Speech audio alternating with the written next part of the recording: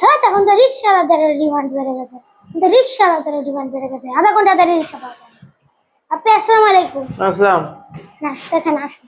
কি আসো আবার তো। কি হলো? কি হলো? কি? এই ব্যাগটা ধরো, এই ব্যাগটা ধরো। আমি ওই জায়গায় 20 মিনিট ধরে দাঁড়িয়ে আছি।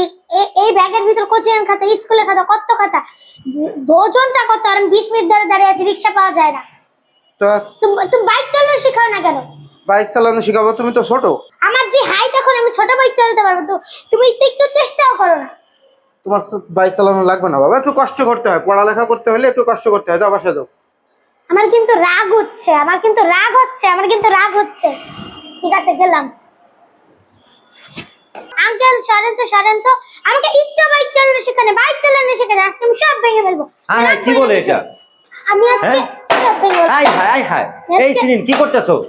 সব ভেঙে ফেলবো। কি করতেছো তুমি? কেন ভাঙতেছো এটা? হ্যাঁ, কেন ভাঙতেছো বলো? আমাকে একটু বাইক চালানো শেখানে, প্রত্যেকটা দিন বলে বাইক চালানো শেখাও শেখাও, শেখায় না। আমি আজকে সব ভেঙে ফেলবো। আচ্ছা আচ্ছা ঠিক আছে, শোনো শোনো শোনো, ভাঙো না। আচ্ছা আচ্ছা, তোমাকে শিখাবো। এই সিরিন, দাঁড়াও, মাথা গরম করো না।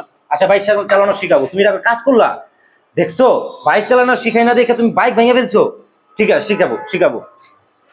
মাথা গরম করো না। কি একটা অবস্থা দেখেন, বাইক চালানো শিখায় না দেখে ওর বাবারে বারবার বলছে, লেগে এসে বাইক চালা ভেঙে ফেলাইলো।